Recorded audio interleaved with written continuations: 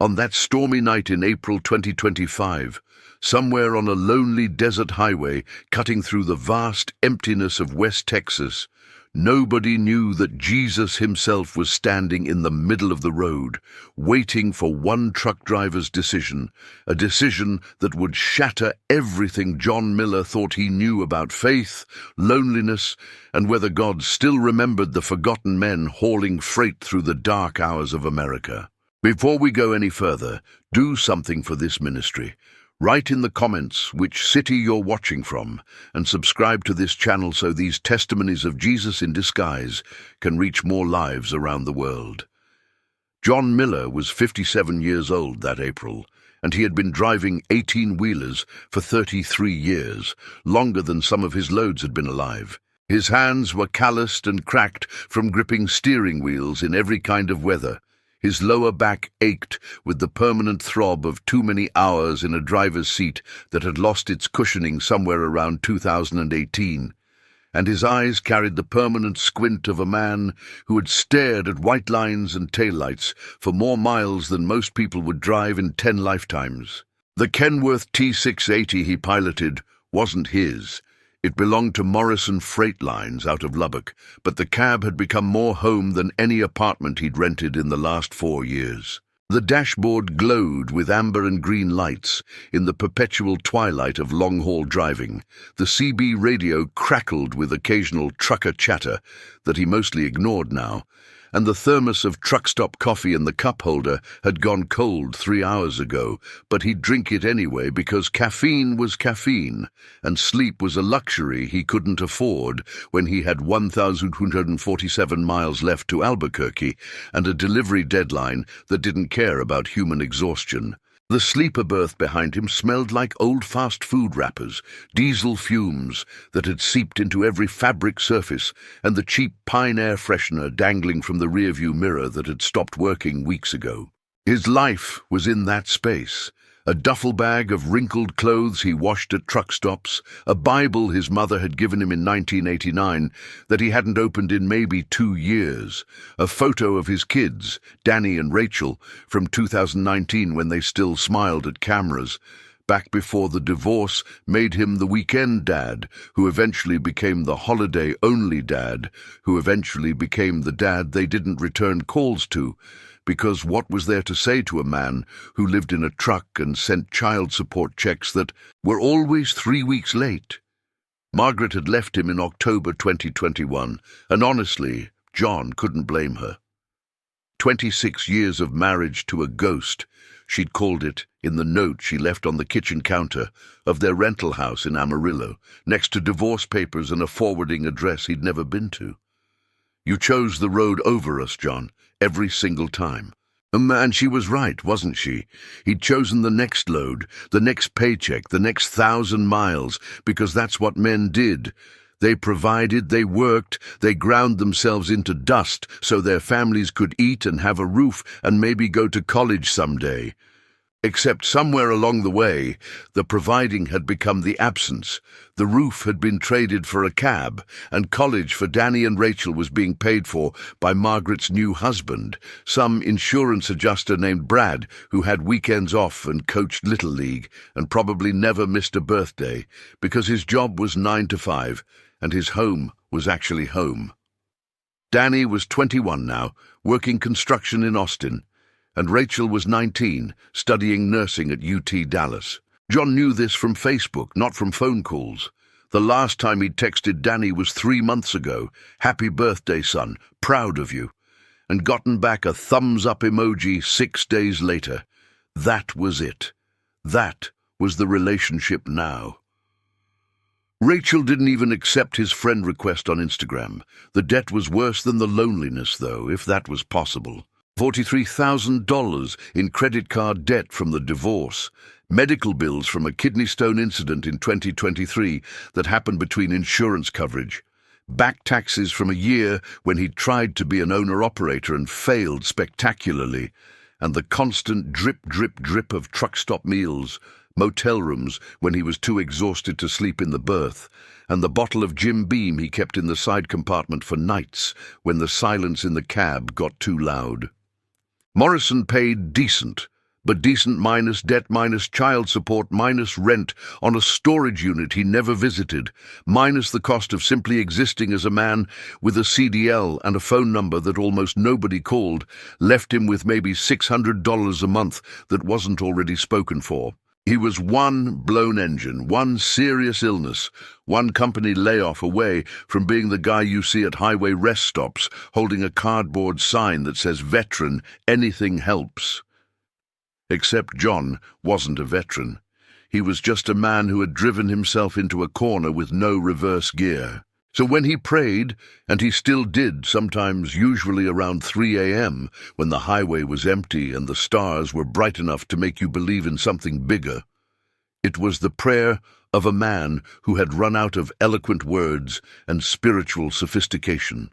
Tonight, somewhere around mile marker 127 on Highway 285 between Pecos and Carlsbad, New Mexico, with thunderclouds building in the west like God's own anger made visible, John had prayed the same prayer he'd been praying for months. God, if you're still out there, if you haven't forgotten about the guys like me who screwed everything up and don't know how to fix it, just show me you haven't forgotten me.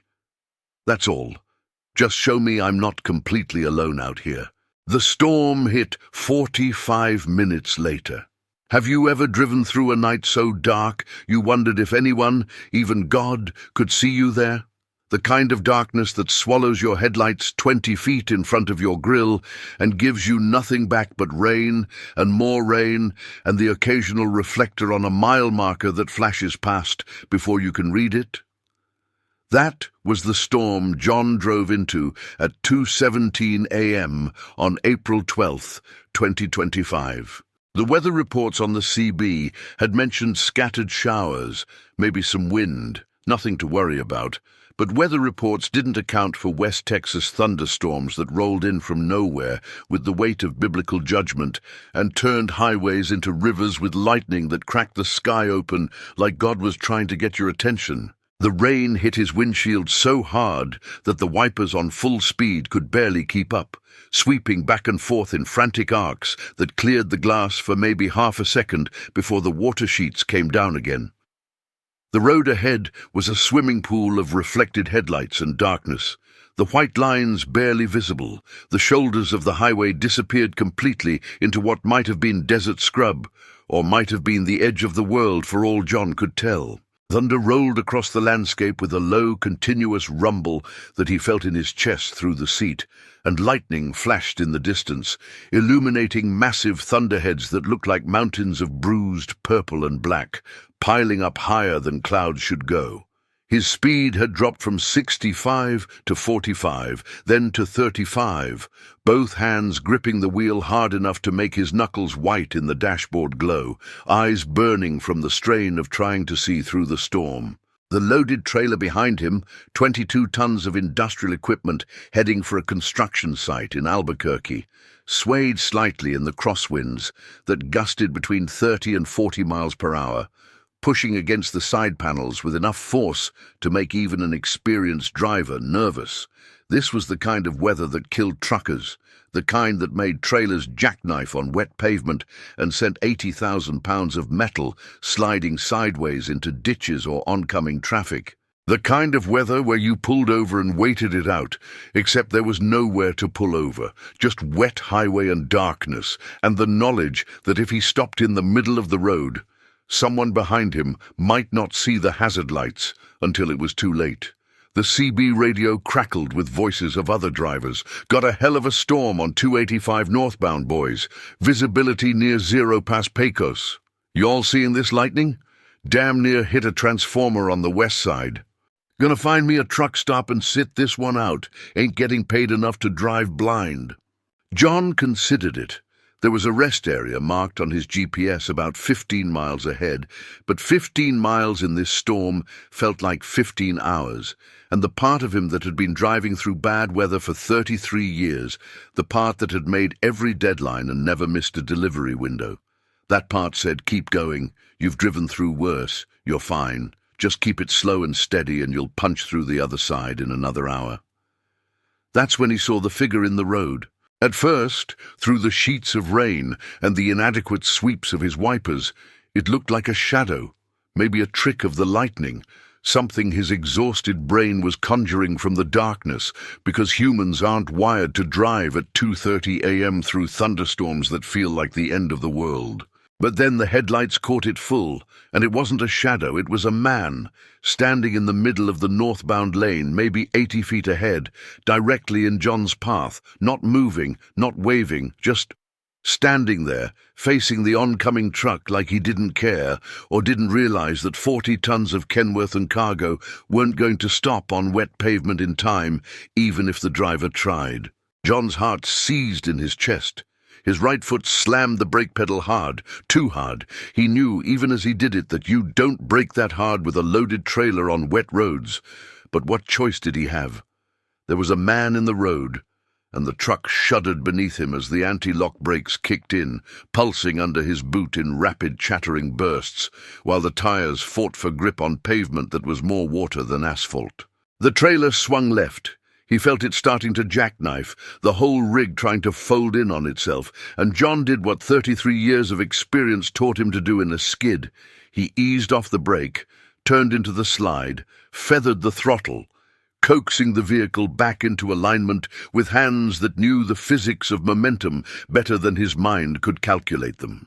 The truck stopped maybe 30 feet from where the figure stood, angled slightly across both lanes, hazard lights blinking automatically because the computer system knew emergency braking when it felt it, engine idling with that deep diesel rumble that sounded like a heartbeat. John's own heart was hammering against his ribs, hard enough to hurt. His hands were shaking on the wheel, and his breath came in short gasps that fogged the windshield edges. He could have died. The man in the road could have died.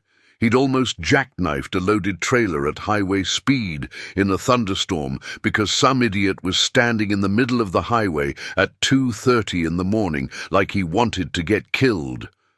And yet, the figure didn't move, didn't run, didn't react at all to the 40-ton truck that had just skidded to a stop barely 50 feet away.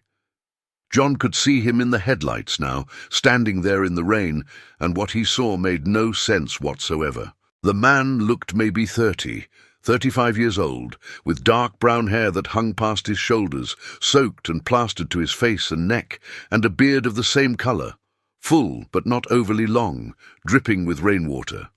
He wore what looked like a robe, an actual robe, dark red or maybe burgundy, heavy fabric that clung to his body from the rain, overtop a long tunic of off-white or cream color that went down to his knees. On his feet were simple leather sandals, completely inadequate for a thunderstorm or for standing on highway asphalt in April. The whole outfit looked like something from a Bible movie or a Renaissance fair, or the kind of thing homeless people wore when their minds had broken, and they lived in realities that didn't align with everyone else's. The robe was torn at the hem, muddy at the bottom edges, and the tunic underneath looked like it had been worn for days without washing. His hair was matted in places, tangled with what might have been bits of dried grass or debris caught in the strands. He looked like a man who had been walking for a very long time through terrain that didn't forgive travelers, and who had finally reached the place where walking stopped making sense. But it was his eyes that froze John in place, even through 70 feet of rain and headlight glare. They were dark brown, maybe, hard to tell in this light, but they held something, calm maybe, or certainty, or the kind of deep stillness you see in the eyes of people who have made peace with dying. He looked directly at the truck, directly through the windshield at John, and didn't blink, didn't flinch, didn't do anything except stand there like he'd been waiting, and John had finally arrived. John's first thought was, drugs.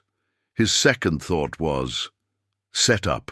Because you heard about these things on the CB radio, stories from other drivers about people who flagged down trucks on empty highways, got the driver to stop, and then their buddies came out of the darkness with guns or knives and robbed you blind, sometimes killed you, left you in a ditch while they drove off with your truck and its cargo. You never stop for strangers on highways, especially not at night, especially not in storms, especially not when the stranger looked like he'd stepped out of a mental hospital or a medieval painting. But even as John thought these things, even as his hand reached for his phone to call 911, he couldn't shake the image of those eyes, that stillness. The way the man stood in the downpour like rain was just another condition of existence that didn't require response. And somewhere in the back of his mind, underneath the fear and the adrenaline and the practical survival instinct that said lock your doors and drive around him, there was a whisper of something else. A memory of a prayer from 40 minutes ago. God, if you're still out there, show me you haven't forgotten me. And would you step out of the cab for a stranger in the middle of nowhere? Would you risk everything, your safety, your truck, your life, for someone you don't know? Someone who might be dangerous or insane or both, just because something in your gut says you're supposed to? That's the question John faced at 2:33 a.m. on a highway in the middle of a West Texas thunderstorm, with a man in a robe standing in his headlights, like he had nowhere else to be, and all the time in the world to wait for John's decision. For 30 seconds, John didn't move. His hand hovered over his phone, but there was no signal out here. There never was, between towns, in storms like this. So calling 911 was pointless. His hand moved to the gear shift, thinking he'd just ease around the guy, keep moving, let someone else deal with whatever this situation was. But the man didn't move. And John couldn't shake the feeling that driving away would be the wrong choice in a way he couldn't articulate, but felt in his bones. He thought about Margaret's letter. You chose the road over us, John, every single time. He thought about Danny and Rachel growing up with a father who was never there when they needed him. He thought about all the exits he'd taken toward work and away from home, all the times he'd chosen the safe thing, the practical thing, the thing that paid the bills but cost him everything else. And then he thought about that prayer. Show me you haven't forgotten me. What if this was the answer? What if God didn't show up in Sunday school moments with harps and halos, but in the middle of the night, in the rain, in the form of a stranger who needed help, waiting to see if John would finally choose differently? Ah, hell, John muttered, and threw the truck into park. He grabbed his Maglite flashlight from the door pocket, zipped up his jacket as far as it would go against the rain, and popped the door handle. The moment he stepped out of the cab, the storm hit him like a physical blow. Wind that nearly knocked him sideways, rain so hard it stung his face like needles, cold that soaked through his jacket in seconds. The door slammed shut behind him with a heavy metallic thunk, and the sound of the idling engine became a background hum beneath the roar of rain on metal and asphalt. His boots splashed in puddles that had already formed on the road surface, and lightning cracked somewhere to the west, close enough to make his hair stand up, the thunder following almost immediately with a boom that rattled in his chest. He turned on the maglite and aimed it at the figure, who still hadn't moved. In the combined glow of the flashlight and the truck's headlights, John could see more details now. The man was shivering, his lips had a slight blue tint, and his bare feet in those sandals were cut and bleeding from what must have been miles of walking.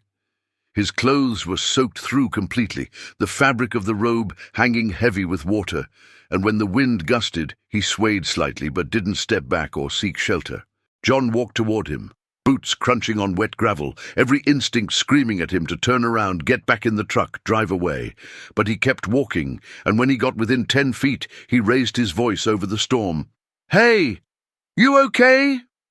The man turned his head slightly, and for the first time a small smile touched his lips. "I've been walking a long time," he said, and his voice was calm, steady, not loud, but somehow John heard every word clearly despite the rain and wind. "I knew you would come." John stopped, flashlight beam wavering in his hand. "What are you doing out here? You hurt? You need help?" "Yes," the man said simply. "I need help." Okay. John moved closer. playing the flashlight over the man's body, looking for signs of injury, blood, broken bones. "Are you hurt anywhere? Can you walk?" "I can walk," the man said. "I've been walking for a very long time." There was something in the way he said it, something that made John think he wasn't just talking about tonight. "You got a car broke down? Were you in an accident?" "No accident," the man said. He looked directly at John, those dark eyes catching the light, and added, "John." John froze. "How do you know my name?" The man didn't answer, just kept looking at him with that same calm expression, that same small smile, like he knew something John didn't and was waiting for John to catch up. Did someone call you? Did you hear my CB radio?" But that didn't make sense. The CB only had a range of a few miles, and there were no trucks nearby. And even if there had been, why would this man be out here waiting? The man shivered again, a full-body shudder, and John's instincts kicked back in. Questions could come later. Right now, this guy was going into hypothermia, standing out in the storm in wet clothes with no shelter. "Listen, we need to get you out of this rain. Can you come with me to my truck?" "Yes," the man said. "That's why I'm here." John didn't understand what that meant, but he didn't have time to figure it out. He moved to the man's side, put a hand on his elbow. The robe was ice-cold and completely saturated, and guided him back toward the Kenworth. The man walked slowly but steadily, his sandals slapping wetly on the pavement, and when they reached the truck, John helped him climb up the steps into the cab.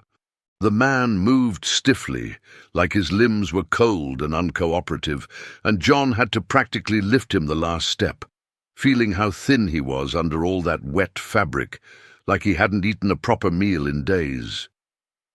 Once they were both inside, John slammed the door shut, and the sudden absence of wind and rain was almost shocking.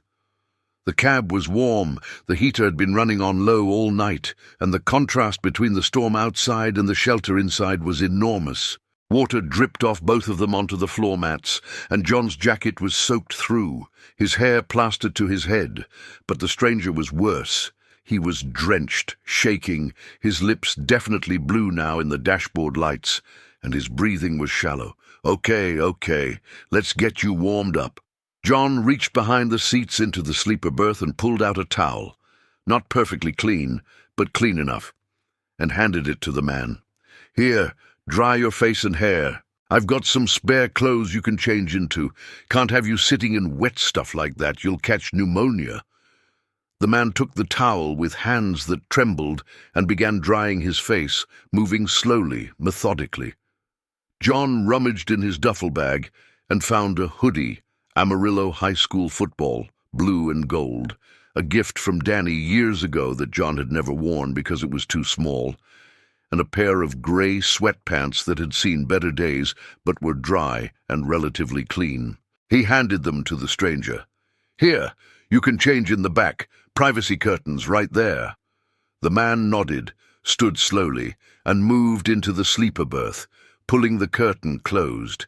John heard the wet sounds of fabric peeling off skin, the rustle of dry clothes being pulled on, and then the curtain opened again. The stranger stood there in John's hoodie and sweatpants, both too big on his thin frame.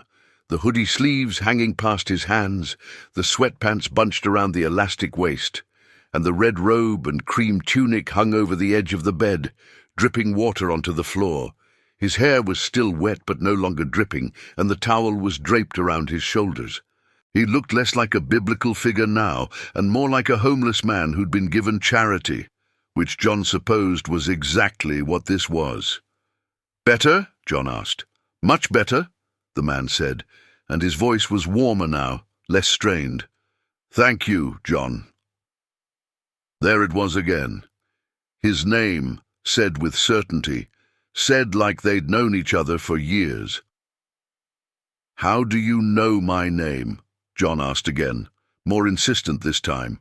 The man sat down in the passenger seat, moving carefully like his body was still adjusting to warmth, and looked at John with those deep brown eyes. "I know a lot of things about you, John Miller. I know you're 57 years old. I know you've been driving trucks for 33 years. I know you have 2 children, Danny and Rachel, who you love more than your own life, but who barely speak to you anymore. I know your ex-wife's name is Margaret, and that you still keep her photo in your wallet, even though you tell yourself you're over her. I know you're $43,000 in debt, and you pray about it when you think no one's listening. I know that 40 minutes ago, you asked God if he'd forgotten about you. John's hands started shaking. The flashlight slipped from his grip and landed on the floor mat with a thud. His mouth opened, but no words came out, because his throat had closed up tight. His chest felt like someone had wrapped a steel band around it and was pulling tighter, and his eyes burned with the sudden threat of tears that he hadn't cried in years. How could you possibly? Because I heard you, the man said gently. When you prayed, John, I heard you. The tears came then, hot and unexpected, running down John's face in tracks that he couldn't control and didn't try to wipe away. His whole body started shaking, not from cold, but from something else, something that felt like the floor had dropped out from under him and he was falling through the dark toward either truth or madness, and he couldn't tell which. Who are you? He whispered. The man smiled, and it was the saddest, kindest smile John had ever seen. Let's have something to eat first. You look hungry. We both do. And he was hungry, John realized. He hadn't eaten since a gas station sandwich 6 hours ago, and this stranger looked like he hadn't eaten in days. So with hands that still trembled, John reached into the small cooler he kept at his feet and pulled out what he had. A half-eaten Subway sandwich from yesterday, a bag of Fritos, and a Snickers bar that was probably months old. It was pathetic, really, the offerings of a man who lived in a truck and ate like a college student, but it was all he had. It's not much, John said, his voice still thick with emotion. It's everything, the stranger said, and took the sandwich half when John offered it. They ate in the warm cocoon of the cab, with the storm still pounding the windshield and the engine idling its steady rhythm, and John couldn't shake the feeling that this moment, sharing a stale sandwich with a man in a red robe who knew things he shouldn't know, was more important than any moment in his life had ever been, even if he didn't understand why. The stranger ate slowly, savoring each bite like it was a feast instead of day-old turkey and Swiss from a gas station. John watched him, unable to look away, and the questions piled up in his mind like cars at a traffic jam, but he didn't know which one to ask first. Finally he settled on, "Where were you walking from? Where were you going?" "I was walking," the stranger said, swallowing a bite of sandwich, "from everywhere to anywhere someone needed to see me. Tonight, that someone was you." "I don't understand." "You will," the man said. He reached over and took the bag of Fritos, opened it carefully, and ate a few chips. The crunching sound was loud in the quiet cab. Then he said, "Do you remember the night of October 15th, 2023? John frowned, thinking back. That was over a year ago. You were driving through Kansas, Interstate 70, late night, 3 in the morning. You'd been awake for 19 hours because you were trying to make up time from a delay in Missouri. Your eyes kept closing. You kept nodding off behind the wheel. You almost drove into the median ditch twice." The memory came flooding back, sharp and terrifying. John's hands gripped the steering wheel tighter, just thinking about it. Yeah, I remember. I pulled over after that, slept in the berth for 3 hours. Do you remember what woke you up, before you pulled over? John thought hard. He remembered the exhaustion, the way the white lines had blurred together, the way his head kept dropping forward and snapping back up. And then, something tapped on my window. I thought it was a bird or hail. But when I looked, there was nothing there. But it woke me up enough to realize I was about to kill myself. It wasn't a bird, the stranger said quietly. It was me. I knocked on your window because you weren't done yet, John. You had more miles to drive, more people to affect. More chances to make the choice you made tonight. John's breath caught. That's impossible. That's not possible. The stranger set down the chip bag and turned to face John fully. What about June 3rd, 2021? You remember that day? John's mind spun back. June 2021. That was right before Margaret left. That was Rachel's 18th birthday. I was supposed to be home for it, but I got delayed with a load. Didn't make it until 2 days later. She wouldn't talk to me. That was the beginning of the end. Do you remember what happened on the road that day? Why you were delayed? John frowned. There was an accident on I-40 outside of Amarillo. Major pileup, 5 cars. Closed the highway for 6 hours. If I'd been 15 minutes earlier, I would have been in the middle of it. Instead, I got stuck in the traffic behind it. And if you'd been in that pileup, John, you'd be dead right now. The trucker who was there, Sam Henderson, age 43, died on impact when his cab got crushed between 2 cars that lost control. That should have been you. You were supposed to be there, but I made sure you weren't. I delayed your previous stop by 40 minutes so you'd miss the pileup, and yes, that meant you missed Rachel's birthday, but you lived. And even though she was angry, even though it was one more reason for Margaret to leave, you lived to have another chance to be a better father, to be a better man. The tears were streaming down John's face now, steady and unstoppable, and he couldn't breathe right, couldn't think straight, because if what this man was saying was true, then... Who are you? John asked again, but this time it wasn't a question seeking information. It was a question seeking confirmation of something his heart already knew, but his mind couldn't accept. The stranger reached out and placed a hand on John's shoulder, and the touch was warm, solid, real. You've been driving these roads alone for so long, John, mile after mile, night after night, thinking you were forgotten, thinking you were just another broken man that God gave up on. But you were never alone. Not when you drove through that ice storm in Nebraska in 2019. Not when you almost hit that deer in Wyoming in 2020. Not when you cried in this very cab on the night Margaret left, parked in a rest area outside of Oklahoma City, and prayed that God would just take you because you didn't know how to keep going. I was there, John, every single time. I've been in the passenger seat of this truck on every road you've driven, waiting for the night when you'd finally see me. No, John whispered, shaking his head, because accepting this meant accepting that reality was bigger and stranger and more terrifying and more beautiful than anything he'd been taught in Sunday school or understood from sermons or believed in the casual, distant way that most American Christians believed, as a concept, as a hope, as a distant judge in the sky, but not as a man in a soaked robe sitting in your passenger seat eating Fritos and knowing things only God could know. Yes, the stranger said gently. John, do you remember what you told Danny when he was 8 years old and asked you what Jesus looked like? John's mind went blank. Then suddenly the memory surfaced, sharp and clear. Danny at the kitchen table in their old house, the one they'd owned back when money wasn't so tight, coloring a picture from Sunday school. You said you didn't know what he looked like. You said maybe he had brown hair and a beard like in the pictures, or maybe he looked different. But you told Danny that it didn't matter what he looked like, because if Jesus came back today, he probably wouldn't be someone rich or famous. He'd probably be someone ordinary, someone poor, someone nobody paid attention to, someone who needed help. And you told Danny that if we ever met someone like that, we should help them, because Jesus said whatever we did for the least of these, we did for him.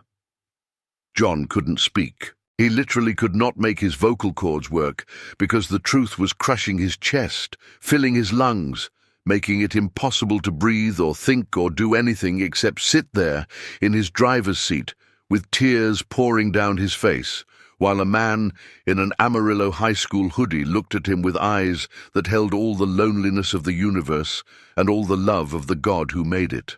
You stop tonight, the stranger continued, his voice soft but clear, cutting through the sound of rain on the roof and the idle of the engine and the roar of blood in John's ears. You stopped when you could have driven past. You stopped when it was dangerous and stupid, and every logical part of your brain was screaming at you not to. You stopped because somewhere in your heart, John Miller, you still believe that people matter more than safety. That strangers deserve help even when helping them costs you something. You stopped because you're not as broken as you think you are. And you needed to know that. Are you... John couldn't finish the sentence. His throat closed up again, his whole body shaking now, and he gripped the steering wheel like it was the only solid thing in a world that had just inverted itself. The stranger smiled, and it was a smile of infinite sadness and infinite joy at the same time, the smile of someone who had carried the weight of every human failure and every human hope, and decided that despite everything, it was worth it. John, listen to me. Every mile you drove alone, you weren't really alone. Every prayer you prayed, thinking no one heard, I heard them. All of them. Every single one. The ones you prayed in words and the ones you couldn't even put into words. The prayers that were just tears or groans or silence so loud it screamed. I heard them. And tonight, I came to answer one. You asked me to show you that I haven't forgotten you. So here I am, John. I haven't forgotten you. I've never forgotten you. I've been here the whole time. The storm outside had started to ease, John realized dimly. The rain wasn't pounding as hard. The lightning had moved off to the east, and the wind had dropped to a steady blow instead of violent gusts. Or maybe the storm hadn't changed at all. Maybe it was just that sitting here in the cab with this man made the storm feel smaller, less important, like weather was just weather, and what mattered was the reality that there was a God who cared enough to stand in the middle of a highway in a thunderstorm, waiting for a broken trucker to make the right choice. I don't understand why, John said, his voice barely above a whisper. Why me? I'm nobody. I'm just a guy who drives trucks and screwed up his marriage and can't pay his bills and lost his kids because I wasn't there when they needed me. I'm not worth this. I'm not worth you coming to find me. The stranger, and John knew now, knew with a certainty that bypassed logic and lived in the marrow of his bones, that this was Jesus, this was the Son of God, sitting in his passenger seat wearing borrowed sweatpants and eating gas station chips, reached over and took John's hand in his. His grip was warm and firm and real, calloused like a carpenter's hands, scarred in places that John didn't want to think too hard about. John? Listen to me very carefully. You think you're not worth it? You think the fact that you made mistakes means I gave up on you? That's not how this works. That's never been how this works. I didn't come to Earth the first time for people who had their lives together. I came for the broken ones, the ones who were struggling, the ones who felt forgotten. And I didn't stop coming just because I'm not in a physical body most of the time anymore. I've been here all along, in different forms, in different ways, waiting for people to see me. And tonight you saw me, John. You stopped your truck. You risked your safety. You gave me your food and your clothes and your warmth when I was cold and soaked and standing in the dark. Do you know what that means? John shook his head, unable to speak. It means you passed the test that most people fail. It means you did exactly what I told people to do 2,000 years ago, and what I'm still telling people to do today. You saw someone who needed help, and you helped them, even when it cost you something. Even when it was inconvenient and scary and made no logical sense, you helped anyway, and that, John Miller, is why you're worth it. Not because you're perfect, not because you have your life together, but because when it mattered, when you had the choice between driving past and stopping to help, you chose correctly. The words broke something inside John, or maybe they put something back together that had been broken for years. He couldn't tell which, but suddenly he was sobbing, not quiet tears, but full-body sobs that shook his shoulders and made sounds come out of his mouth that he didn't recognize.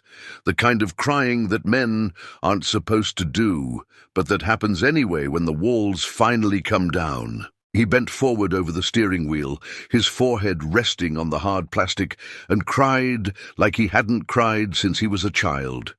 Cried for all the years of loneliness and failure and grinding himself down to nothing. Cried for Margaret and Danny and Rachel and the life he'd lost. Cried for the version of himself that he'd been trying so hard to be and kept falling short of. Cried for every prayer that he'd thought went unanswered, and every night he'd felt completely alone, and a moment he'd wondered if God actually cared about truck drivers who lived in cabs and ate stale sandwiches and didn't know how to fix their broken lives.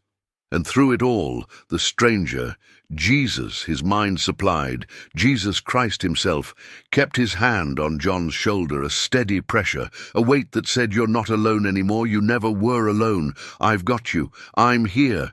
And that pressure was somehow more comforting than anything else in the world. After a time that might have been 5 minutes or 30, John didn't know, the sobs quieted. His throat was raw, his eyes burned, his face was wet with tears and probably snot, and he didn't even care because something fundamental had shifted in his chest, like a locked door had finally opened and light was pouring through. He sat up slowly, wiped his face on his sleeve, and looked at the man beside him. What do I do now?" John asked. After this, how do I just go back to driving trucks and living my life like this didn't happen?" Jesus smiled. "You don't go back, John. You go forward. You keep driving your truck, yes. You keep making your deliveries, but you do it knowing that you're not alone anymore. You do it knowing that every person you meet, every stranger you see, every person who needs help, they're me. Every single one of them. That's what I meant when I said, whatever you did for the least of these, you did for me. It wasn't a metaphor, John. It was literal truth. When you help someone who's hungry, you're feeding me. When you give clothes to someone who needs them, you're clothing me. When you stop in the middle of a storm to help a stranger in the road, you're helping me. Do you understand? You've been serving me all along, every time you showed kindness to someone, every time you chose compassion over convenience. You just didn't know it was me." "But I haven't been kind," John protested. "I've been selfish. I chose work over my family. I drove past homeless people at truck stops. I've ignored people who needed help because I was too tired or too broke or too—" He trailed off. "And yet tonight, when it counted, when you were exhausted and alone and had every reason to drive past, you stopped. That's what I'm telling you, John. It's not about being perfect. It's about making the right choice when the choice is in front of you.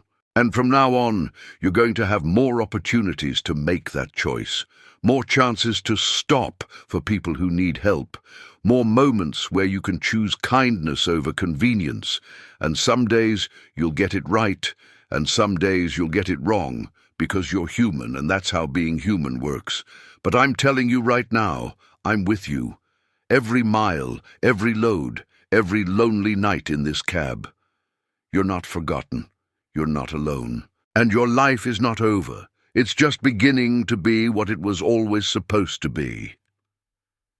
John felt something he hadn't felt in years. Hope.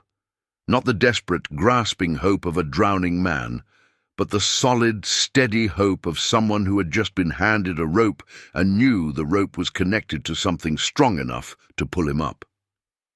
"What about my kids? What about Margaret?" "What about them?" Jesus asked gently. "Do you think I don't care about them too? Do you think I haven't been working in their lives the same way I've been working in yours? John, here's what I want you to do. Tomorrow, when the sun comes up, I want you to call Danny. Don't text. Call him, and when he answers, and he will answer, I promise you that, tell him you love him. Tell him you're sorry for all the times you weren't there. Tell him you want to try again, even if it takes years, even if he doesn't forgive you right away. Just tell him the truth, and then call Rachel and tell her the same thing. And then if you're brave enough, call Margaret and tell her you're sorry. Not because you want her back, but because she deserves to hear that you understand what you did wrong. Can you do that?" John nodded, throat too tight to speak. "Good. Now, There's something else I need you to know. Jesus leaned back in the passenger seat, and in the dashboard lights, his face looked both ancient and young at the same time, like someone who had lived through all of human history, and yet was somehow present in this exact moment with complete attention. The storm outside has passed. By the time you get back on the road, it'll be clear. You're going to drive to Albuquerque, make your delivery on time, and everything will seem normal. But things are going to start changing for you, John. Not all at once. Not in the big dramatic ways you see in movies, but in small ways, quiet ways. You're going to get a call from Morrison next week offering you a route supervisor position, better pay, more home time, benefits. You're going to meet someone at a rest area in 2 months. Another driver who's going through what you went through, and you're going to help him the way I helped you tonight. You're going to have opportunities to serve people, to be the hands and feet of God in the world. And you're going to take them because you'll remember this night. You'll remember that you met me on a highway in the rain, and I told you that your life matters, that you matter. Do you believe me? Yes, John said, and he meant it. For the first time in years, maybe in his whole life, he meant it completely. Good. Jesus stood, moving carefully in the confined space of the cab, and reached behind him to grab the wet robe and tunic that were still hanging on the sleeper berth.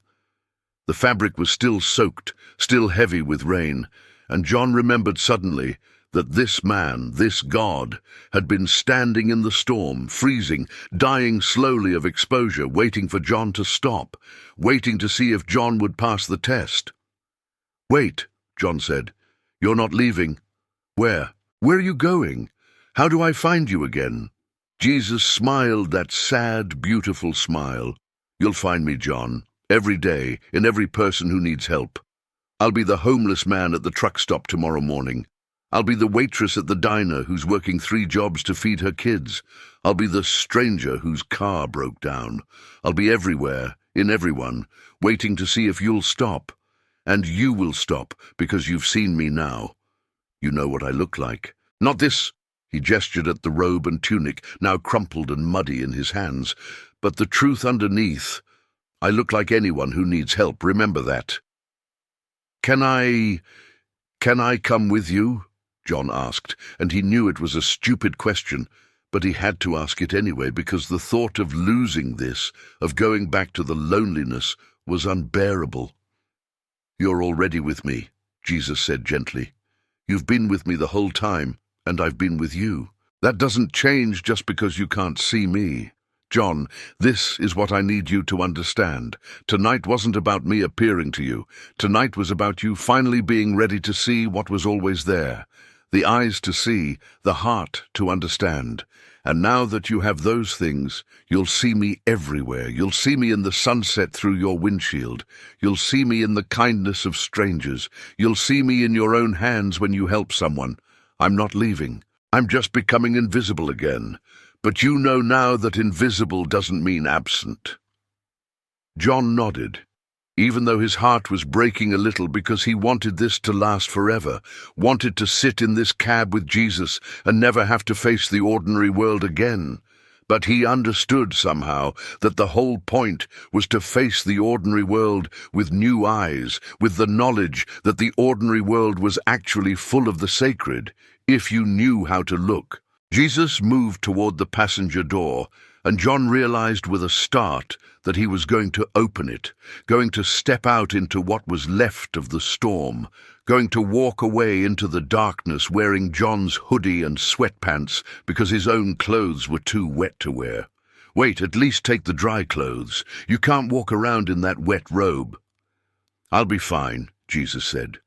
"I've walked through worse storms than this. Besides, you gave me what I came for. You gave me your kindness, your compassion, your willingness to stop when stopping was hard. That's what I needed. The rest is just details." He opened the door, and cold air rushed in along with the sound of rain that had diminished to a steady patter instead of a deluge. The lightning was gone, the thunder a distant rumble, and the clouds were starting to break up enough that John could see stars through the gaps. Jesus stepped out onto the running board, then paused and looked back at John. One more thing. When you get to Albuquerque tomorrow, go to St. Matthew's Church on 4th Street. There's a food bank there that needs volunteers, and they need drivers who can pick up donations from grocery stores and restaurants. They could use a man with a truck and a big heart. Will you do that for me? Yes, John said immediately. Yes, I'll do that. Good. And John, when you pray from now on, don't pray like I'm far away. Pray like I'm right here in the passenger seat, because I am. Adim. And then he was gone, stepping down from the truck, closing the door with a gentle click, and walking around the front of the Kenworth where the headlights caught him for one more moment. A man in a blue and gold hoodie and grey sweatpants, somehow carrying a soaked red robe, bundled under one arm, walking into the night like he had some place to be and all the time in the world to get there. John lunged for his phone, thinking he'd take a picture, capture this moment, have proof that it happened. But by the time he raised the phone and opened the camera app, the man was gone. Just gone. Not walking away into the distance, not climbing into a vehicle, not there at all. The highway in front of John's truck was empty, wet pavement gleaming in the headlights, no figure anywhere in sight. John jumped out of the cab, boots splashing in puddles, and ran around the front of the truck, looking left and right, spinning in circles, his flashlight beam cutting through the darkness. But there was nothing. No one.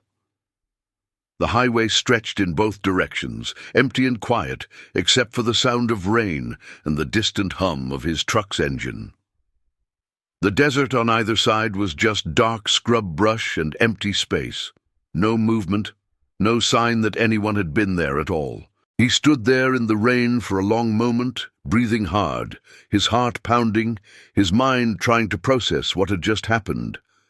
Then he looked down at himself and realized he was standing outside his truck in the middle of the night on a highway in West Texas, looking for a man who had disappeared into thin air. He started to laugh, a shaky, slightly hysterical sound, because what else could you do when reality had just proven itself to be bigger and stranger and more impossible than anything you'd ever believed?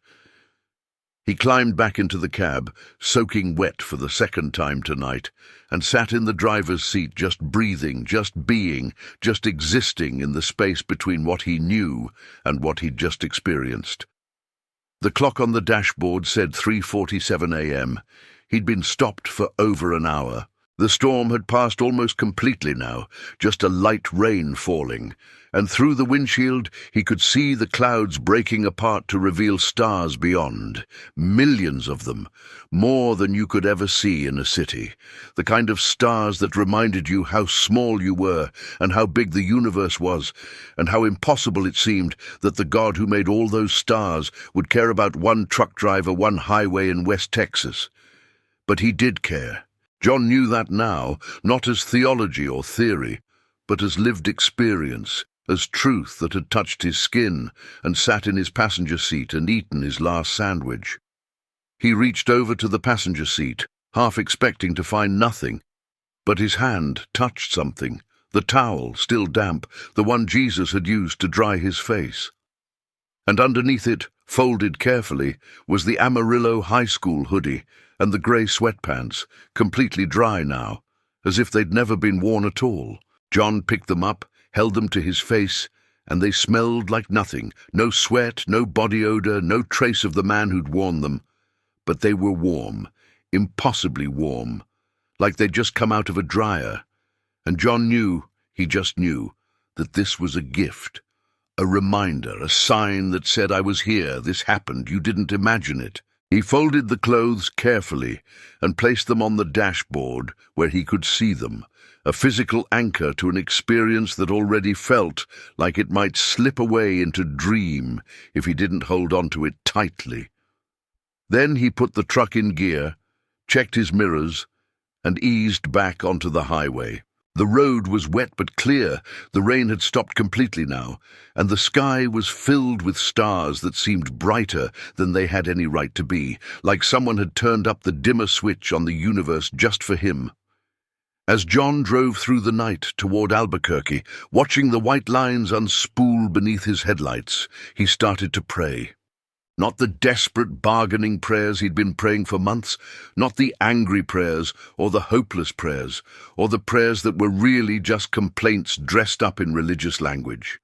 He prayed like Jesus had told him to pray, like God was right there in the passenger seat, and maybe he was, maybe he always had been. "Thank you," John said out loud, his voice rough in the quiet cab. "Thank you for stopping me.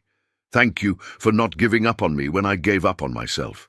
Thank you for showing me that I'm not forgotten. I don't know what happens next. I don't know if my kids will forgive me, or if my life is going to get better, or if I'll ever figure out how to be the man I'm supposed to be. But I know you're with me now. I know you're real. And I promise I'm going to stop. Every time I see someone who needs help, I'm going to stop. Because it might be you. And even if it's not you, even if it's just a regular person, I'm going to treat them like it is you. Because that's what you told me to do." The miles passed beneath his wheels, and somewhere around mile marker 220, with dawn still 2 hours away, John felt a peace settle over him that he hadn't felt in years. It wasn't the peace of having all the answers or knowing how everything would work out. It was the peace of knowing he wasn't alone anymore, that he was being carried by something bigger than himself, that his life still had purpose and meaning even if he couldn't see the whole picture yet. He reached for his phone, checked the time, 4:23 a.m., too early to call anyone, but he opened his contacts and looked at Danny's number, Rachel's number, even Margaret's number that he'd kept in his phone all this time, like a monument to failure. Tomorrow, he thought. When the sun comes up and people are awake and it's not crazy to call them, I'll do what he told me to do. I'll call my son and tell him I love him. I'll call my daughter and tell her I'm sorry. I'll try again, even if it takes years, even if they don't want to hear it. Because Jesus didn't give up on me, so I'm not giving up on them. The delivery in Albuquerque went smoothly. John pulled into the construction site at 9:15 a.m., right on time despite the storm delay, and watched the crew unload the industrial equipment with a forklift while he filled out the paperwork. The site supervisor, a weathered man in a hard hat named Rodriguez, looked at John's signature and said, "You okay, man? You look like you've seen a ghost." "Not a ghost," John said, handing back the clipboard. "More like the opposite of a ghost. Something very, very real." Rodriguez laughed like John had made a joke, and John didn't correct him, because how could you explain to someone that you'd met Jesus on a highway last night? How could you put into words an experience that defied words? So he just smiled and said, "Hey, you know where St. Matthew's Church is, on 4th Street? "Sure, about 2 miles west of here. The one with the big white cross out front. You need directions?" "No, I'll find it. Thanks." John found St. Matthew's Church at 10:30 a.m.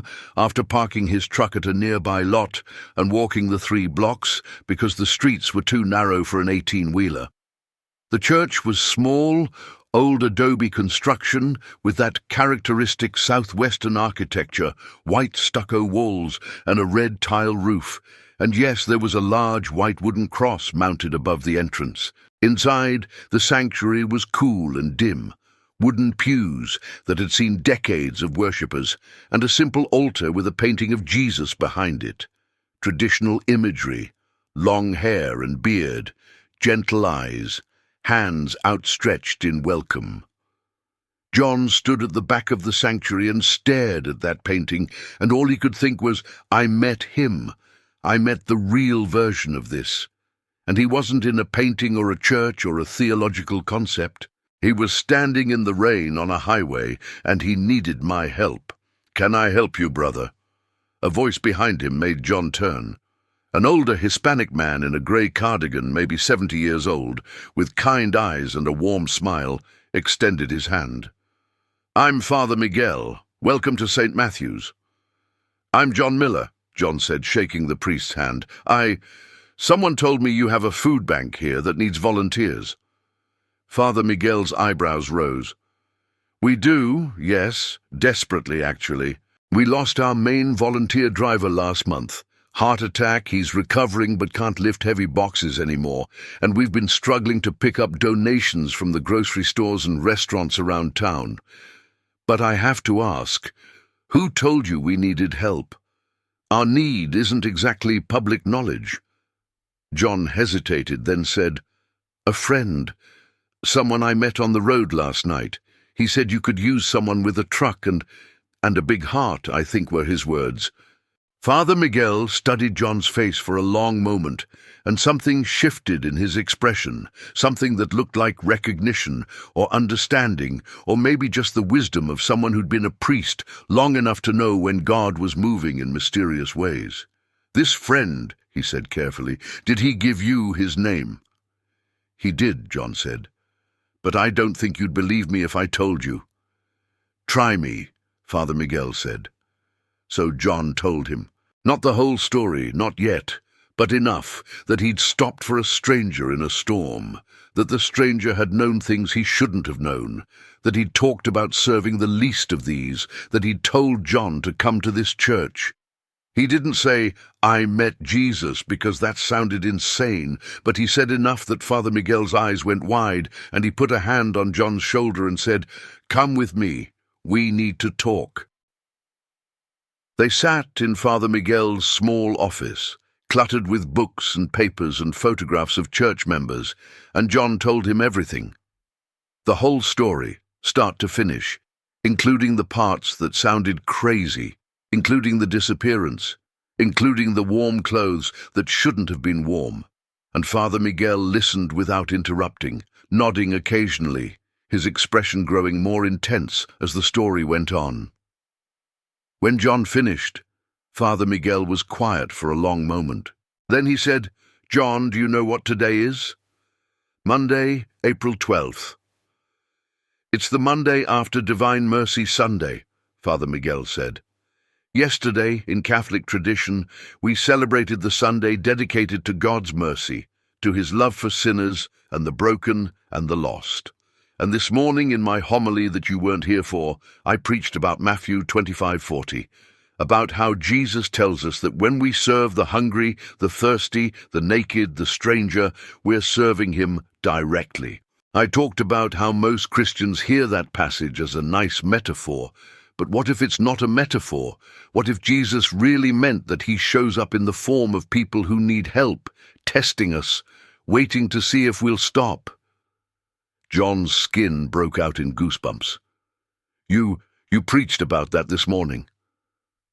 3 hours ago, Father Miguel confirmed. "And now you walk in here with a story about stopping for a stranger who quoted that exact passage and sent you to my church." "John, I've been a priest for 42 years. I've heard a lot of stories. Some of them were genuine encounters with God, and some of them were less genuine. But I'm telling you right now, with everything in me, I believe you. I believe you met him. I believe he sent you here. And I believe there's a reason for it." "What reason?" John asked, and he hated how his voice cracked on the words, hated how vulnerable he sounded, but Father Miguel just smiled. "You're going to help us feed the hungry, John. You're going to use that truck of yours to pick up donations and deliver them to people who need food. You're going to serve Jesus by serving the least of these, just like he told you to do. And in the process, you're going to heal. You're going to become the man God created you to be. You're going to find your way back to your children, back to yourself, back to the life you thought you'd lost. Because that's what happens when you encounter Jesus. You don't stay the same. You can't. You transform.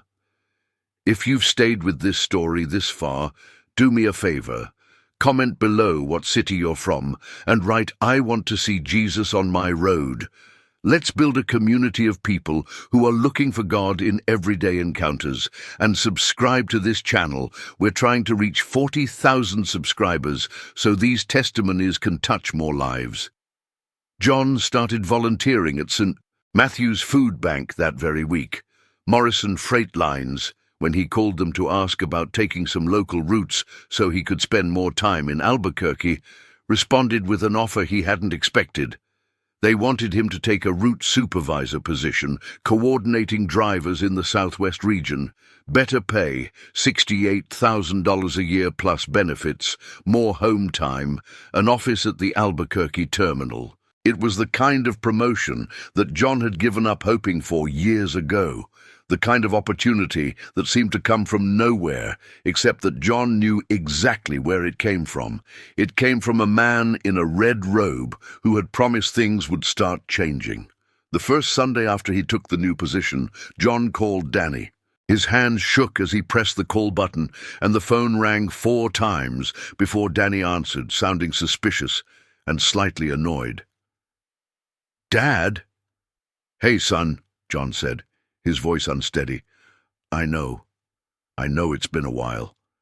I know I haven't been the father I should have been, but I wanted to call and tell you that I love you, and I'm sorry. I'm so sorry for all the times I chose work over you, all the times I wasn't there when you needed me. I can't change the past, but I want to try to do better, if you'll let me." There was a long silence on the other end, so long that John thought maybe Danny had hung up. But then he heard a shaky breath, and Danny's voice, thick with emotion. "Dad, I've been waiting to hear you say that for years. I thought you didn't care." "I always cared," John said, and the tears were streaming down his face now. "I just didn't know how to show it. I was so busy trying to provide that I forgot you didn't need money, you needed me. But I'm here now, son. I'm not on the road anymore. I'm in Albuquerque, and I've got weekends off, and if you want to come visit, or if you want me to come to Austin, or if you just want to talk on the phone every week, I'll do whatever you want. I just want another chance." They talked for 90 minutes that day. Danny told John about his job, about a girl he'd been dating, about how he'd thought about calling his dad 100 times, but had always stopped himself because he was afraid of being disappointed again. John told Danny about the new job, about the food bank volunteering, about how his life was changing. He didn't tell him about the stranger on the highway. That story would come later, when they'd rebuilt enough trust for Danny to believe it. But he told him enough that Danny said, at the end of the call, "Dad, you sound different. You sound, I don't know, lighter, like something changed." "Something did change," John said. "Something big. I'll tell you about it sometime." Rachel was harder. When John called her 2 days later, she answered, but her voice was cold, guarded, and when he started his apology, she cut him off. "Dad, I've heard this before. You say you're sorry. You promise you'll do better, and then nothing changes. Why should I believe you this time?" "Because I met someone who changed me," John said. "And I'm not asking you to believe me right away. I'm asking you to let me prove it. Let me call you every week. Let me show up for you. Let me be the dad I should have been from the beginning. If I fail, if I let you down again, you can cut me off forever, and I won't blame you. But please, Rachel, please give me one more chance."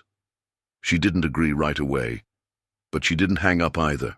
And 2 weeks later, after John had called her like he promised, after he'd listened to her talk about nursing school and her friends and the stress of exams without trying to fix everything or give unwanted advice, after he'd just been present and attentive in a way he'd never been before, Rachel said, "Okay, Dad, I'll give you a chance, but you have to keep showing up." "I will," John promised, "every single week. I'm not going anywhere." Margaret was the hardest call of all. John waited a month before he called her, needed that month to build up the courage, and when she answered, her voice was cautious. "John, is everything okay?" "I'm fine," John said. I wanted to call and apologize for everything. For choosing the road over you and the kids, for not being the husband you needed, for making you feel like you were married to a ghost. You were right about all of it, Margaret, and I'm sorry. I'm not calling because I want you back. I know that ship has sailed. I'm calling because you deserve to hear that I understand what I did wrong and I'm trying to be better." There was a long silence, and then Margaret's voice, softer now. John, are you in AA or something? This sounds like your work in the steps. John laughed, a surprised sound. No, nothing like that. I had an experience that made me realize I needed to make things right with the people I hurt. And you're at the top of that list. They talked for 20 minutes. It wasn't a reconciliation. Margaret was married to someone else now, had moved on, and John respected that. But it was closure. It was forgiveness. It was two people who'd loved each other once, acknowledging the pain and letting it go. At the end of the call, Margaret said something that John would remember forever. Whatever happened to you, John, whatever this experience was, it's good. You sound like the man I married before the road took him away. I'm glad you found yourself again. I didn't find myself, John said quietly. I found something bigger than myself, and that made all the difference. The food bank work became John's passion. Every Saturday morning, he'd drive the food bank's old box truck. Nowhere near as nice as the Kenworth, but it ran, and that's what mattered, to grocery stores and restaurants around Albuquerque, picking up donations of food that would otherwise be thrown away. Day-old bread, produce that was still good but not pretty enough to sell, prepared meals from restaurants that had been sitting under heat lamps. He'd load it all into the truck, drive it back to St. Matthew's, and help the volunteers sort and pack it into boxes that would go to families who were struggling, families like his own had been when he was a kid, families who needed help and didn't know where to find it. And every single person he helped, John looked at with new eyes. The single mother with 3 kids who came to the food bank because her ex-husband wasn't paying child support and her minimum wage job wasn't enough. John saw Jesus in her eyes. The elderly veteran who came in for food because his pension didn't stretch far enough to cover both medication and groceries, John saw Jesus in his grateful smile.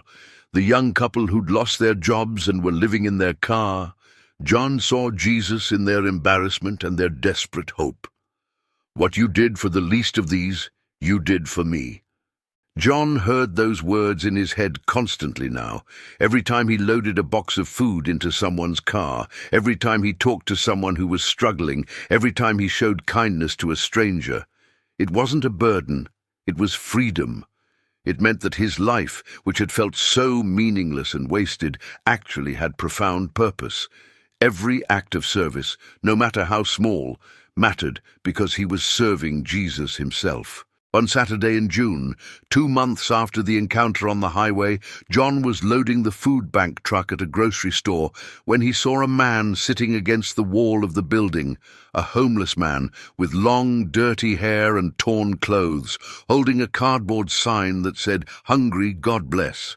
John's heart started pounding because for a split second he thought maybe it was him again, maybe Jesus had come back. But when he got closer, he could see it was just a regular homeless man, probably mid-40s, weathered by the street, with eyes that held more pain than hope. "Hey, brother," John said, kneeling down next to him. "You hungry?"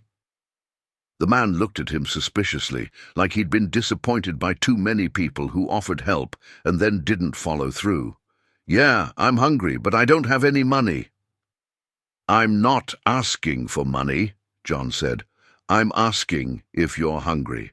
Because I've got food in that truck, and I'd be happy to give you some."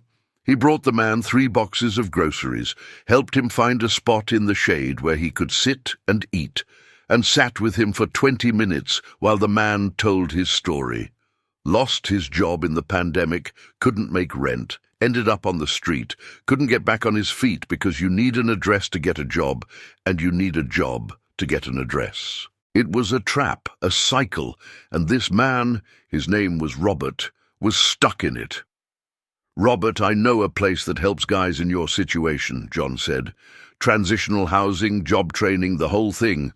It's not easy, you'd have to stay sober and follow rules, but it could get you off the street. You interested?" Robert looked at him with eyes that wanted to hope, but were afraid to. "Why are you helping me? You don't even know me." "Because someone helped me when I needed it," John said. "And he told me to pay it forward."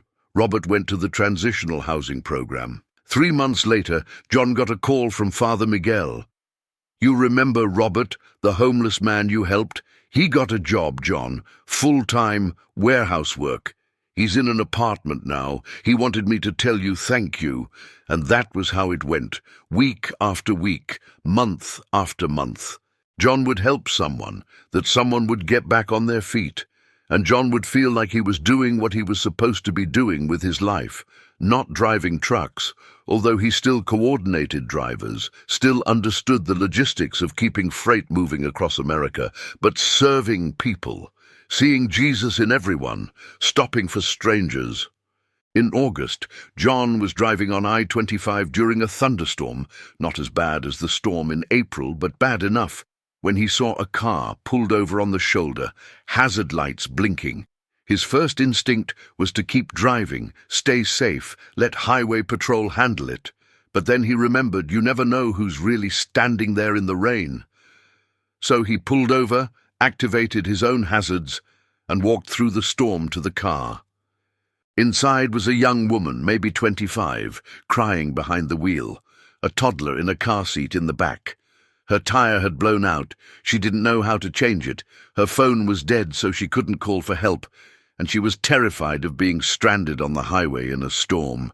John changed her tire in the pouring rain, his clothes soaked through, his hands cold and clumsy with the lug wrench, and the whole time he kept thinking, "This is what you meant. This is serving the least of these. This young mother isn't Jesus, but helping her is the same as helping you." When he finished, the woman tried to pay him, pulling crumpled bills from her wallet, but John refused. "Just do me a favor," he said. "Next time you see someone who needs help, help them. Pass it on." "I will," she promised, tears still streaming down her face. "I will, I swear." The financial miracles kept coming too, in ways that John couldn't explain as coincidence. The $43,000 in credit card debt that had been crushing him, one of the banks sent him a letter in September saying they were forgiving $15,000 of it as part of a hardship program he didn't remember applying for. Another creditor agreed to settle for 30 cents on the dollar. By October, 6 months after meeting Jesus on the highway, John's debt had been reduced to $12,000, manageable, something he could actually pay off with his new salary. The medical bills from the kidney stone mysteriously disappeared from collections, the collection agency claiming they had no record of his debt. The back taxes got reduced when an IRS agent found errors in the original calculation. It was like someone was going through his life, systematically removing obstacles, clearing the path, giving him a fresh start. But more than the money, more than the job, more than any of the external changes, what transformed John was internal. He wasn't angry anymore, wasn't bitter, wasn't carrying around the weight of failure and regret like a physical load on his shoulders. He'd been forgiven, not just by God, but by himself.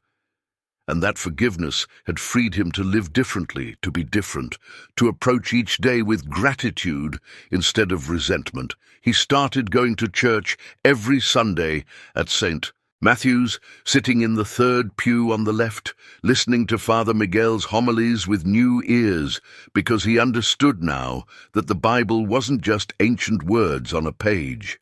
It was a living document about a living God who still showed up in people's lives in real, tangible, impossible ways. He read the Gospel of Matthew over and over, particularly chapter 25, verses 31-46, where Jesus talks about the final judgment and how the sheep and the goats are separated based on whether they help the hungry, the thirsty, the stranger, the naked, the sick, the imprisoned. "When did we see you hungry and feed you?" the righteous ask in the passage. And Jesus responds, "Whatever you did for one of the least of these brothers and sisters of mine, you did for me."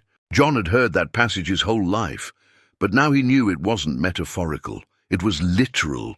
Jesus really did show up as the hungry, the thirsty, the stranger. He'd proven it on a highway in April, standing in the rain, waiting to see if John would stop. In November, 7 months after the encounter, John was sitting in the cab of his old Kenworth. Morrison had let him keep driving occasionally, said he was too good a driver to waste behind a desk full time, when his phone rang. It was Danny. "Hey, Dad, so I know this is kind of last minute, but Rachel and I were talking, and we were wondering if maybe you wanted to come to Austin for Thanksgiving. We could all have dinner together. It's been a long time since we did that." John's throat closed up. He had to blink back tears before he could speak. "I would love that, son, more than anything." Thanksgiving at Danny's apartment was small, cramped, with a turkey that was slightly dry and mashed potatoes from a box, but it was the best meal John had eaten in years because his kids were there, both of them, smiling at him, talking to him, treating him like he was their dad again, instead of a stranger who sent child support checks. Rachel told him about her nursing clinicals, about a patient she'd helped who reminded her of John, a truck driver who'd had a heart attack, and how she'd thought about her dad and hoped he was taking care of himself. "I am," John assured her. "I'm taking better care of myself than I have in years." After dinner, when they were sitting on Danny's couch drinking coffee, Danny asked the question John had been waiting for. "Dad, you really do seem different. Something changed, didn't it? Something big." So John told them the story, the whole story from start to finish, including the parts that sounded crazy, including the disappearance, including the clothes that shouldn't have been warm. He told them about meeting Jesus on a highway in a thunderstorm, about how he'd known things only God could know, about how he'd quoted Matthew 25:40 and sent John to a church and changed his entire life in one night. When he finished, Rachel was crying and Danny was staring at him with wide eyes, and for a long moment nobody spoke. Then Danny said, "Do you really believe it was him? Really?" "I don't believe it," John said quietly. "I know it, as surely as I know I'm sitting here with you right now. It happened, Danny. Jesus is real. And he cares about people like me, broken people, people who screwed everything up, and he shows up in the least likely places at the least likely times if you're paying attention." "I want to believe that," Rachel said through her tears. "I want to believe that God actually cares that much." "He does," John said. "I promise you, he does. No, have you recognized Jesus in your life yet? Maybe he's been there all along, in the faces of people you pass on the street, in the strangers who need help, in the moments when you have to choose between convenience and compassion. Comment below with your city and write, "Help me see you, Lord." And don't forget to subscribe. These stories need to reach people who feel forgotten. The following April, 1 year after the encounter on Highway 285, John drove back to that exact spot. He wasn't hauling freight anymore. He'd moved fully into the route supervisor position, spent his days coordinating logistics instead of driving. But he borrowed a truck from Morrison for the day because he wanted to retrace that journey, wanted to stand on that highway at 2:30 in the morning and remember. The night was clear, no storm, millions of stars overhead, and the desert was silent except for the occasional car passing on the highway. John stood in the middle of the northbound lane, safely, with his hazard lights flashing and reflective vest on, because he wasn't trying to get killed, and looked at the spot where Jesus had stood a year ago. He prayed out loud, his voice carrying across the empty desert, "Thank you. Thank you for stopping me. Thank you for seeing me when I felt invisible. Thank you for changing my life. I don't know why you picked me, why you came to a nobody truck driver on a random highway, but I'm grateful. Every single day I'm grateful. And I promise you I'm going to keep serving people. I'm going to keep looking for you in everyone I meet. I'm going to keep stopping for strangers because one of them might be you." The stars overhead seemed to shine brighter, or maybe that was just John's imagination, but he felt a peace wash over him that was familiar now, the same peace he'd felt in the cab of his truck a year ago, the peace that said, "You're not alone. I'm with you. I've always been with you." He drove back to Albuquerque as the sun came up. painting the desert in shades of orange and pink and gold, and thought about everything that had changed in a year. He had a job he loved. He had a relationship with his kids that was healing slowly but surely. He had purpose. He had peace. He had proof that God was real and active and present in the world, not as a distant concept, but as a living presence who showed up in storms and stood in highways and tested people to see if they'd choose kindness. And every day since that night on Highway 285, John had been choosing kindness. Every single day. At St. Matthew's Food Bank, there was a wall where volunteers could write prayer requests or testimonies, and one Saturday morning, John wrote on that wall, "On April 12, 2025, I met Jesus on a highway in West Texas. He was disguised as a homeless man in a storm, and he taught me that when we serve the least of these, we serve him directly. This isn't metaphor. This is truth. Look for Jesus in everyone you meet, because he's there, waiting to see if you'll stop." Father Miguel read it and smiled. He pulled John aside after the food bank closed that day and said, "You know, John, in all my years as a priest, I've met maybe a dozen people who've had genuine encounters with God. Most people go their whole lives without experiencing what you experienced. Do you know why I think God came to you that night?" "No," John admitted. "I've asked myself that question 100 times. Why me? I'm nobody special." "That's exactly why," Father Miguel said. "Because God doesn't need special people. He needs willing people. He needs people who'll stop when stopping is hard, who'll help when helping costs something, who'll serve when serving is inconvenient. You passed the test, John, and now you're living proof that Jesus wasn't kidding when he said he shows up as the least of these. You're a walking testimony to Matthew 25:40. "Then I better keep living up to it," John said, and he did. Year after year, John kept volunteering at the food bank. He helped Robert, the homeless man, get back on his feet, and Robert eventually became a volunteer too, helping other men climb out of homelessness because he remembered what it was like. John reconnected with Danny and Rachel fully. They spent Christmas together in 2026, Thanksgiving in 2027, birthdays and ordinary weekends and all the normal family moments that John had missed for so many years. He even walked Rachel down the aisle when she got married in 2028, and when she introduced him to people at the reception, she said, "This is my dad. He's a good man. He taught me that it's never too late to change." Giles, the rote supervisor position, turned into a regional manager position. More responsibility, more pay, more influence, and John used that influence to implement a company-wide program where Morrison Freight Lines partnered with food banks across the Southwest, using empty truck runs to transport donations. "No truck should run empty," John told the executives, "when there are people who need food and churches that need help distributing it." The program saved Morrison money on fuel costs by optimizing routes, and it fed thousands of families every month. And John knew, absolutely knew, that this idea had come from Jesus. From that night on the highway, when he'd learned that trucks weren't just for profit, they were for service. In 2029, 4 years after the encounter, John was invited to speak at a church in El Paso about his experience. He stood at the pulpit, looking out at 200 faces, and told the story the same way he'd told it to his kids, to Father Miguel, to anyone who would listen, honestly, vulnerably, without trying to sanitize the crazy parts. He talked about being broken and alone and forgotten. He talked about the storm and the stranger and the knowledge that shouldn't have been possible. He talked about the disappearance and the warm clothes and the year of miracles that followed. "I'm not special," John said to that congregation. "I'm just a guy who used to drive trucks and who made a lot of mistakes and hurt a lot of people.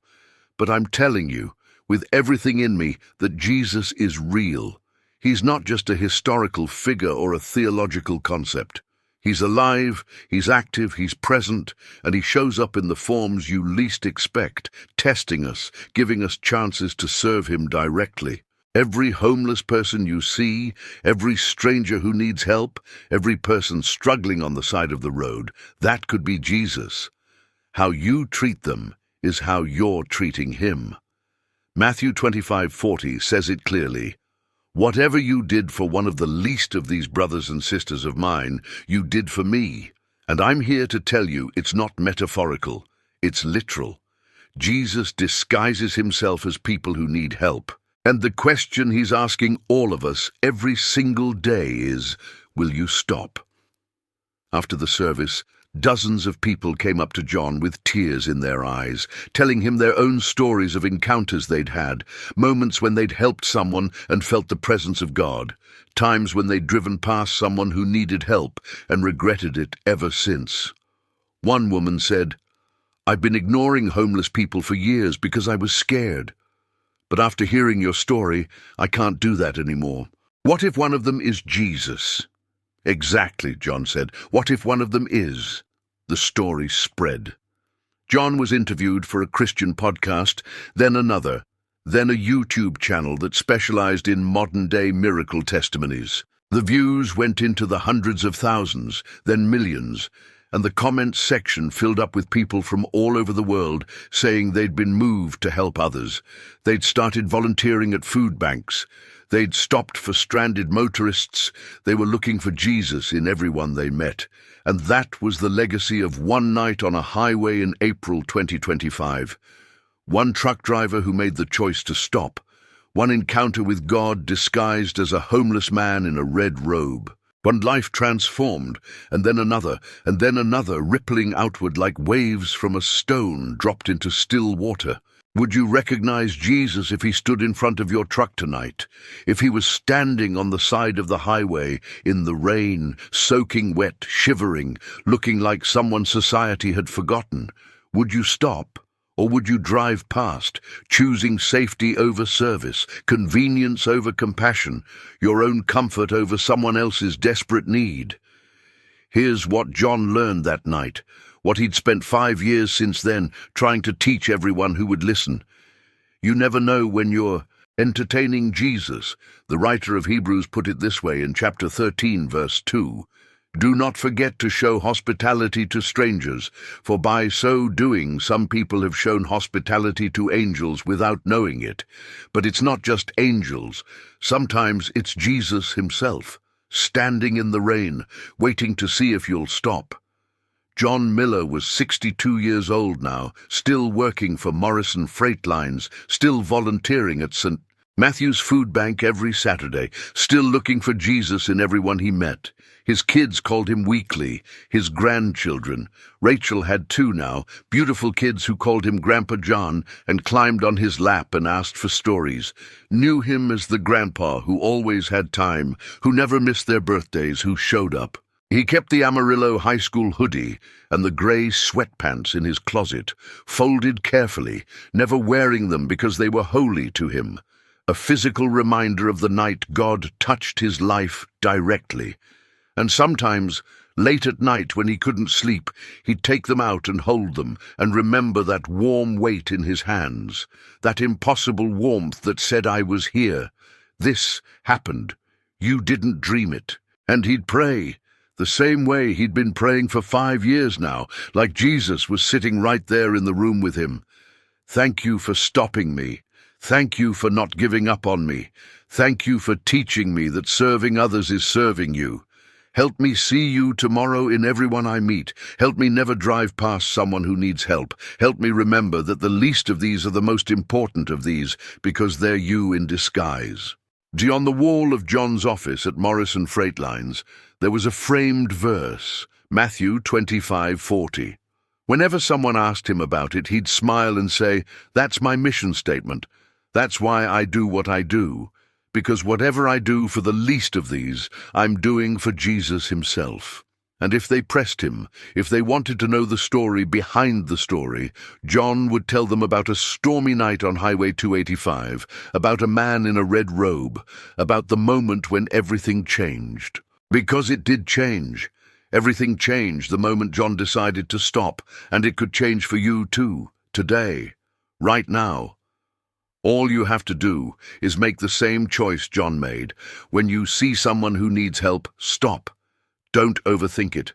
Don't rationalize why it's someone else's responsibility. Don't convince yourself that you're too busy or too broke or too something. Just stop, help, serve, love. Because you never know. You just never know. That person begging on the corner, that could be Jesus.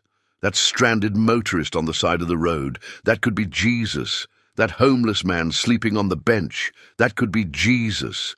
That single mother struggling to pay for groceries in line ahead of you, that could be Jesus. And even if it's not literally Jesus, even if it's just a regular person having a hard day and a hard life, treating them like it's Jesus is what we're called to do.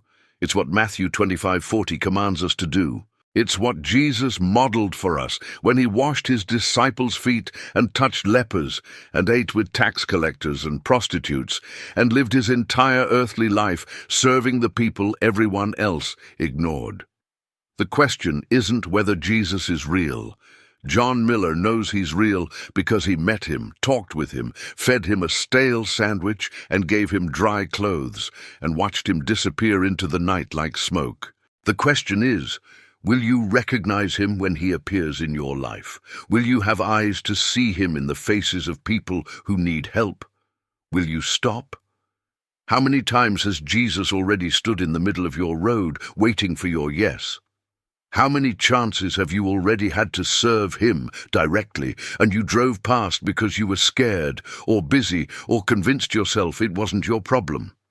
How many encounters with God disguised as humans have you missed because you weren't paying attention? Don't miss the next one. Stop, help, serve, love, because when you do, you're not just helping a stranger, you're helping Jesus himself. Comment below your city and write, "Lord, help me see you on my road." Let's build a community of people who are actively looking for Jesus in everyday encounters. And don't forget to subscribe to this channel if you want more true-to-life stories of Jesus in disguise. Share this video with someone who feels alone in the dark tonight. Someone needs to hear that God hasn't forgotten them. Disclaimer: this is a fictional story inspired by real biblical principles and especially the truth of Matthew 25:40. While the specific events described here did not happen to a real person named John Miller, the message is rooted in Scripture.